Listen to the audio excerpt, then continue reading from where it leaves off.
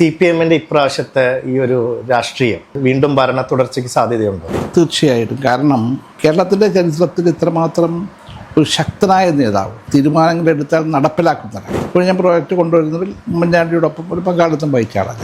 ഉമ്മൻചാണ്ടി മുഖ്യമന്ത്രിയായിരുന്നെങ്കിൽ ആ പ്രോജക്റ്റ് നടക്കില്ല. പ്രോജക്റ്റ് വന്നു, മുഖ്യമന്ത്രിമാർ മാറി മാറി വന്നിട്ടും ഗെയിൽ ഒരു അടി മുന്നോട്ട് പോയില്ല. ഇപ്പോൾ കോൺഗ്രസിൽ ഇങ്ങനെ ഒരു നല്ലൊരു മുഖ്യമന്ത്രിയാകാൻ പറ്റിയ ഒരാളെ ചോദിക്കുകയാണെങ്കിൽ ആരെയായിരിക്കും പറയുക? എല്ലാവരും അറിയാൻ ആരാ ഉള്ളത്? എല്ലാവരും ആവണമെന്നാണ് പറയുന്നത്. എല്ലാവരും അവരുടെ കഴിവിനപ്പുറത്ത് അവർക്ക് ഡൽഹിയിലുള്ള സ്വാധീനമാണ് തീരുമാനം. LDF BJP-യുടെ നിയന്ത്രണത്തിലാണ്. പാലക്കാട് കഴിഞ്ഞാൽ അദ്ദേഹം കൈ പിടിച്ചേക്കുന്നത് ആ CPM-നെയാണ്. BJP എതിർക്കണം എങ്കിൽ അതിന് കോൺഗ്രസ് കൂടെ വേണം. അന്ന് യെച്ചൂരി കാണിച്ച മാന്യത ഇന്ന് രാഹുൽ ഗാന്ധി കാണിക്കുന്നില്ല. രമേശ് ചെന്നിത്തല കേരളത്തിലെ മത്സ്യത്തൊഴിലാളികളുടെ ക്ഷമ പറയണം. മൊത്തം മത്സ്യത്തൊഴിലാളികളെയാണ് അദ്ദേഹം കളിയാക്കുന്നത്. കെവി തോമസ് എന്താ? കെവി തോമസ് ആ കുടുംബത്തിൻ്റെ അംഗമാണ്. 25 വർഷമായി തിരുത്തോമ എന്ന് വിളിക്കുക. ഞാനിതിൽ പരിഭവിക്കേണ്ട കാര്യമില്ല. ഞാനതൊരു എനിക്ക് കിട്ടുന്നൊരു അംഗീകാരമായിട്ടാണ് കാണുന്നത്. നമസ്കാരം. ഇന്ന് നമ്മുടെ അതിഥിയായിട്ടുള്ളത് പ്രൊഫസർ KV തോമസ് ആണ്. അദ്ദേഹത്തെ നമുക്ക് സ്വാഗതം ചെയ്യാം. മാഷോട് ആദ്യം ചോദിക്കാനായിട്ടുള്ളത്, ഈ CPM-ന്റെ ഇപ്രാവശ്യത്തെ ഈ ഒരു രാഷ്ട്രീയം എത്ര സീറ്റുകൾ പിടിക്കും, അല്ലെങ്കിൽ വീണ്ടും ഭരണ തുടർച്ചയ്ക്ക് സാധ്യതയുണ്ടോ? തീർച്ചയായിട്ടും. കാരണം 10 വർഷം ഭരിച്ച ഒരു മുന്നണിയാണ്, ശക്തനായ ഒരു മുഖ്യമന്ത്രിയാണ്.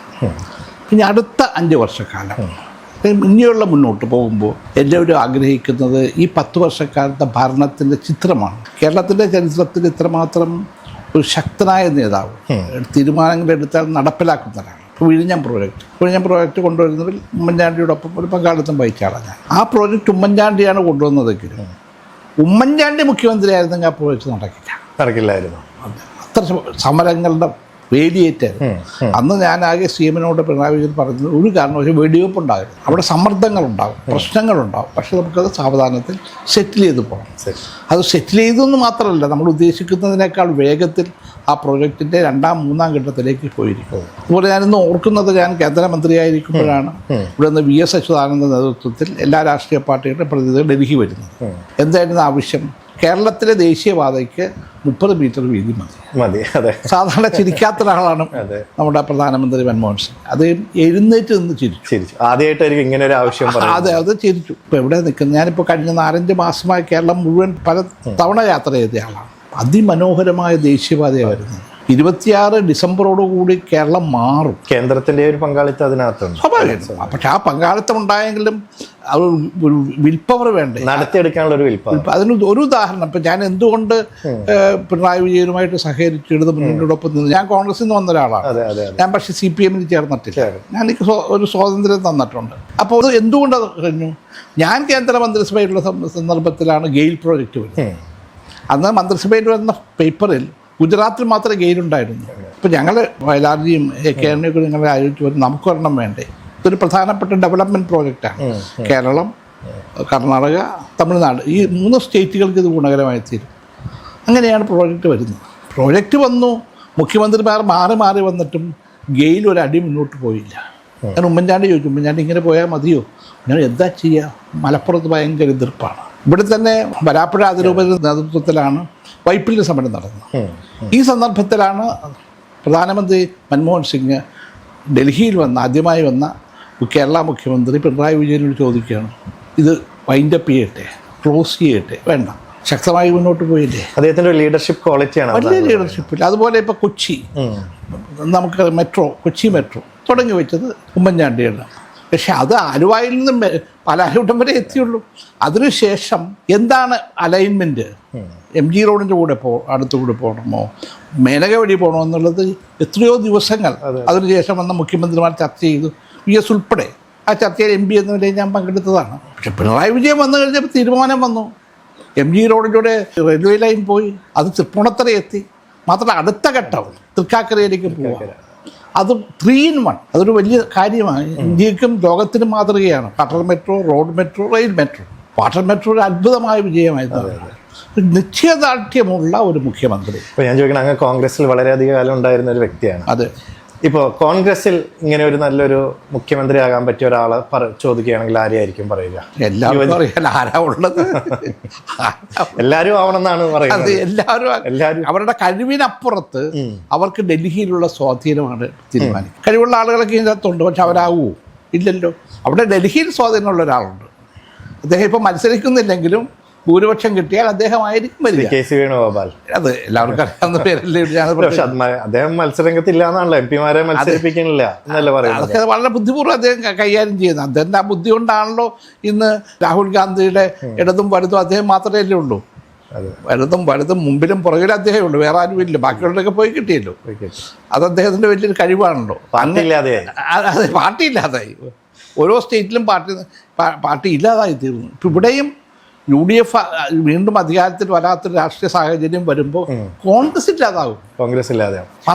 BJPക്കാണോ ഗുണകരമാകുക? സ്വാഭാവികം. അത് മാത്രമല്ല, ഒരു കാഴ്ചപ്പാടുണ്ടാവുന്നത് ഈ മുന്നണിക്ക്, ഇന്ത്യ മുന്നണിക്ക് നേതൃത്വം കൊടുക്കുന്ന ആരാ? രാഹുൽ ഗാന്ധി. ആ മുന്നണിയിൽ ആരൊക്കെയുള്ളത്? CPM ഉണ്ട്, ഇടതുപക്ഷ പ്രസ്ഥാനങ്ങളുണ്ട്. അതിനെ നയിക്കുന്ന രാഹുൽ ഗാന്ധി കേരളത്തിൽ വന്ന് ഈ ഇന്ത്യ മുന്നണിയിലെ പ്രധാനപ്പെട്ട ഒരു രാഷ്ട്രീയ പ്രസ്ഥാനം CPM-നും അതിന് നേതാവിനെതിരായിട്ട് ശബ്ദമുയർത്തുന്നത്. ഇവിടെയുള്ള കേരള നേതാക്കന്മാർ പറയുന്നത് നമുക്ക് മനസ്സിലാക്കാം. അതാണ് കേരളത്തിലെ രാഷ്ട്രീയ ചിത്രം. പക്ഷെ രാഹുൽ ഗാന്ധി എന്ന് പറഞ്ഞാലോ? ശ്രീ രാഹുൽ ഗാന്ധി ഇന്ന് പറയുകയുണ്ടായി, LDF BJPയുടെ നിയന്ത്രണത്തിലാണ്. എന്താണ് ആ LDFയും പിടിച്ചിട്ട് ഇദ്ദേഹം പോണത്? ഈ കേരളം വിട്ടാൽ പാലക്കാട് കഴിഞ്ഞാൽ അദ്ദേഹം കൈ പിടിച്ചേക്കുന്നത് ആ CPM-നെയാണ്. എന്തൊരു വൈരുദ്ധ്യമാണ്. അദ്ദേഹത്തെ പോലെ ഒരു ദേശീയ നേതാവ് വിമർശിക്കരുതെന്നാണ്. പാടില്ല. അദ്ദേഹത്തിന് നയിക്കുന്ന ആളല്ലേ. ഞാൻ ഇതേ ചോദ്യം യെച്ചൂരിയോട് ചോദിച്ചിട്ടുണ്ട്. ഞങ്ങൾ അടുത്ത സുഹൃത്തുക്കളാണല്ലോ. യെച്ചൂരി, ഇങ്ങനെ ഈ കേരളത്തിലെ കോൺഗ്രസും CPM-ഒക്കെ രണ്ട് രാഷ്ട്രീയ ചേരികളിലാണ്. അങ്ങനെ നിൽക്കുന്ന നിങ്ങൾ CPM എങ്ങനെ ദേശീയ രാഷ്ട്രീയത്തിൽ BJPക്ക് എതിരായുള്ള മുന്നേറ്റത്തിൽ കോൺഗ്രസിനോടൊപ്പം കൈകോർത്ത് പിടിക്കും?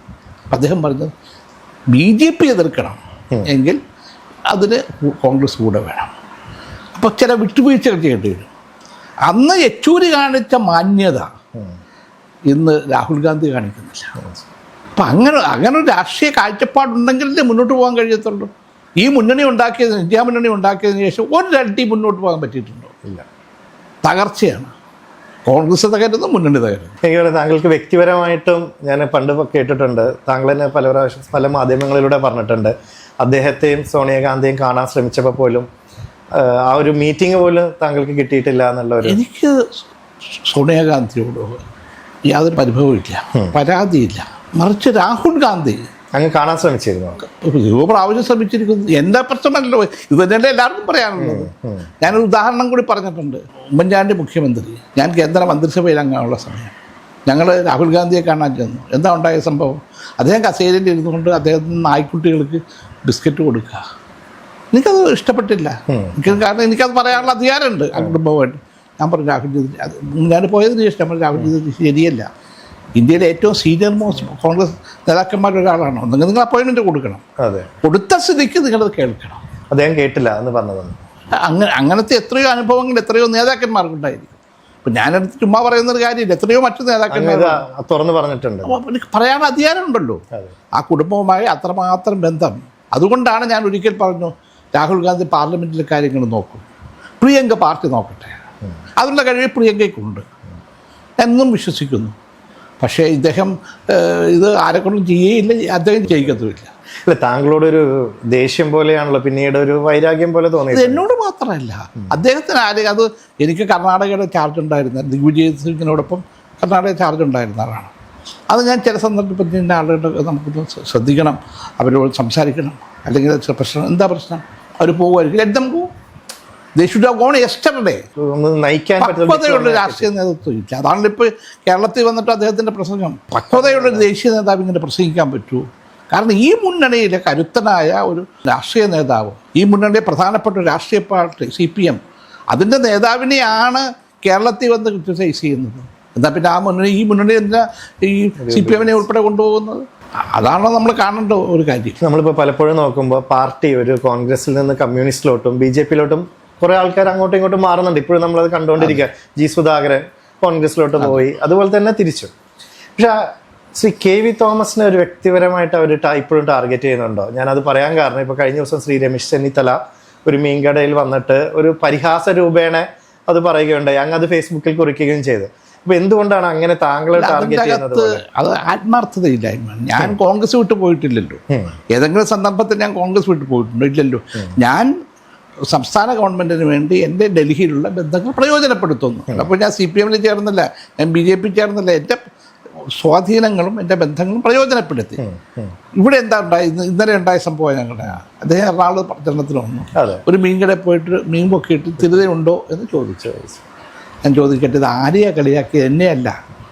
ഞാൻ പ്രതിനിധാനം ചെയ്യുന്ന മത്സ്യത്തൊഴിലാളി സമൂഹത്തെയാണ്. എന്നെ 2001 ഞാനിവിടെ അസംബ്ലിക്ക് മത്സരിക്കും. അന്ന് സീറ്റ് കിട്ടാത്ത കുറേ കോൺഗ്രസ് നേതാക്കന്മാർ തിരുതയും പിടിച്ചുകൊണ്ട് നടന്നു. ഞാൻ തിരുത കൊടുത്ത് കരുണാകരനെ സ്വാധീനിച്ചു എന്നാണ് പറയുന്നത്. പിന്നീട് കാലം കഴിഞ്ഞപ്പോൾ സോണിയാഗാന്ധി സ്വാധീനിച്ചെന്ന് പറഞ്ഞു. ഞാൻ പറഞ്ഞു എനിക്കൊരു പരാതിയില്ല, എന്നെ എന്നും തിരുത തോമ എന്നാണ് ഇവർ പറയുന്നത് സോഷ്യൽ മീഡിയയിൽ. കാരണം ഞാൻ മത്സ്യത്തൊഴിലാളി കുടുംബത്തിൽ ജനിച്ചയാളാണ്, മത്സ്യത്തൊഴിലാളിയാണ്. ഞാൻ നന്നായിട്ട് ചൂണ്ടയിട്ട് മീൻ അഭിമാനത്തോടെ പറയും. ഞാൻ വലവീശി മീൻ പിടിക്കും. ഞങ്ങൾ കിട്ടുന്നത് ഷെയർ ചെയ്യുന്ന കമ്മ്യൂണിറ്റിയാണ്, അല്ലാതെ ഞങ്ങൾ തനിച്ചെടുക്കുന്നവർ ഷെയർ ചെയ്യുന്ന കമ്മ്യൂണിറ്റി. ആ ഷെയറിങ് കമ്മിറ്റി നിങ്ങൾ എന്നെ തിരുത്തോമെന്ന് വിളിച്ചോ. എനിക്കത് അഹങ്കാരം ഉണ്ട് അങ്ങനെ വരുമ്പോൾ. പക്ഷെ ഇന്നലെ എന്താ ഉണ്ടായത്? ഇന്നലെ എന്നെയല്ല കളിയാക്കിയത്. അതുകൊണ്ടാണ് ഞാൻ പറഞ്ഞത് രമേശ് ചെന്നിത്തല കേരളത്തിലെ മത്സ്യത്തൊഴിലാളികളുടെ ക്ഷമ പറയണം. മൊത്തം മത്സ്യത്തൊഴിലാളികളെയാണ് അദ്ദേഹം കളിയാക്കിയത്. വേറെ ആരെയാ? കെവി തോമസ് ആണ്. കെവി തോമസ് എന്താ? കെവി തോമസ് ആ കുടുംബത്തിൻ്റെ അംഗമാണ്. മത്സ്യത്തൊഴിലാളികൾ ഞാൻ ലത്തീൻ സമുദായത്തിൽപ്പെട്ടതെന്ന് ഞാൻ പറയും. എനിക്കത് പറയുന്നതിന് ഒരു കുഴപ്പം. ഞാൻ ലത്തീനെ നിൽക്കുമ്പോൾ തന്നെ മറ്റെല്ലാവരുമായിട്ട് നല്ല ബന്ധമാണ്. സുറിയാനിക്കാരുമായിട്ടും യാക്കോബൈറ്റുമായിട്ടും ഓർത്തഡോക്സുമായിട്ടും നായർ കമ്മ്യൂണിറ്റി ആയിട്ടും ഇഴവ കമ്മ്യൂണിറ്റി ആയിട്ടും നല്ല ബന്ധമാണ്. അപ്പം അങ്ങ് പറയുന്ന രീതിയിലാണെങ്കിൽ അദ്ദേഹത്തിൻ്റെ ഈ പ്രസ്താവന ഈ വോട്ട് കമ്മ്യൂണിറ്റിയെ ബാധിക്കില്ലേ? അവർ തീരുമാനിക്കട്ടെ. ആ കമ്മ്യൂണിറ്റിക്ക് വിവരമുള്ള കമ്മ്യൂണിറ്റിയല്ലേ, കേരളത്തിൻ്റെ സംരക്ഷകരല്ലേ മത്സ്യത്തൊഴിലാളികൾ, കാവൽക്കാരല്ലേ മത്സ്യത്തൊഴിലാളികൾ. അവരെ ഇങ്ങനെ ആക്ഷേപിക്കാവൂ? അവരെയല്ലേ, എന്നെയല്ലോ. ഞാനാര്? ഞാൻ ആ കുടുംബത്തിൽപ്പെട്ട സമൂഹത്തിൽപ്പെട്ട ഒരാളത് ഞാൻ അഭിമാനത്തോടെ പറയും. ഇവിടെ പലരെ പോലെ മീൻ തൊട്ടിട്ട് പോയി കൈ കഴുകുന്ന ആളല്ല ഞാൻ. മീൻ പിടിച്ച് കയ്യിൽ പിടിക്കുന്ന ഒരാളാണ്. എൻ്റെ സ്വത്താണ് മത്സ്യം. ഞാൻ മത്സ്യബന്ധനം നടത്തി ജീവിക്കുന്ന ആളാണ്. എൻ്റെ സുഹൃത്തുക്കൾക്ക് ഞാൻ കൊടുക്കാറുണ്ട്. ഞാനിപ്പോൾ ഡൽഹിയിൽ 50 വർഷക്കാലം പ്രവർത്തിച്ച ഒരാളാണ്. അവിടെ എനിക്ക് അടുക്കളത്തോട്ടമുണ്ട്. അവിടെ ഉൽപ്പാദിപ്പിക്കുന്ന എല്ലാ ഉൽപ്പന്നങ്ങളും ഞാൻ എൻ്റെ സഹപ്രവർത്തകർക്ക് കൊടുക്കും. അതാണ് ഞങ്ങൾ പങ്കാളിത്തം, ഞങ്ങൾ പരസ്പരം സഹകരിക്കുന്നതാണ്. 25 വർഷമായി തിരുത്തോമ എന്ന് വിളിക്കുക. ഞാനിതിൽ പരിഭവിക്കേണ്ട കാര്യമില്ല. എനിക്ക് കിട്ടുന്നൊരു അംഗീകാരമായിട്ടാണ് കാണുന്നത്. ഞാനൊരു മത്സ്യത്തൊഴിലാളിയാണ് എന്ന് തുറന്നു പറയാൻ ഒരു ബുദ്ധിമുട്ടും ഉണ്ടായിട്ടില്ല.